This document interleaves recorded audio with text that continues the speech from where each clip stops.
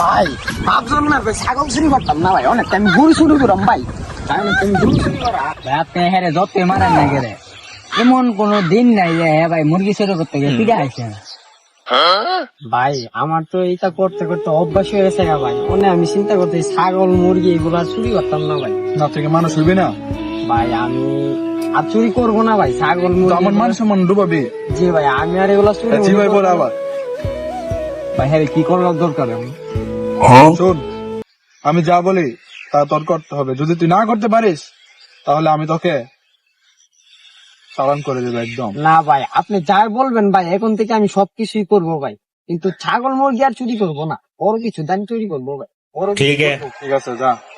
এখন তুই অস্ত্র এলাকাতে একদম পাবলিক স্পট, তুই এখানে গিয়ে দেখবি কোন জায়গায় পাঁচ কিনা মুরগি টুরগি, যা কে ধরে নিয়ে আসবি। যদি না পারিস তাহলে তোর আজকে খবর আছে, তোকে আমি আজকে ছাগল বানিয়ে পুরো এরিয়া ঘুরাবো।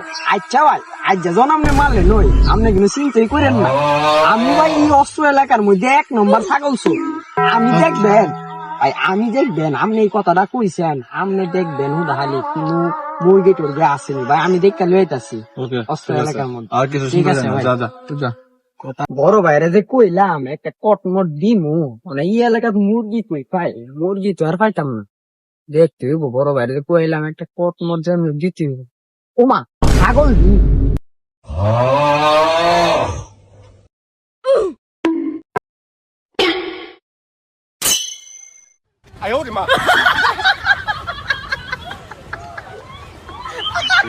গানি লগে তো পাইছ ফিরে আসছে দুই যাই যেতাম না না বাবা তুই আর দেই বড় বাইরে কইছি বড় ধরনের কট দিয়াম, ছাগল মাগল চুরি করতাম না, তাই বড় ধরনের কটের চিন্তা করি আজকা বড় বাইরে খুশি করে সারুন যে মুরগি আজকা ধরি সারুন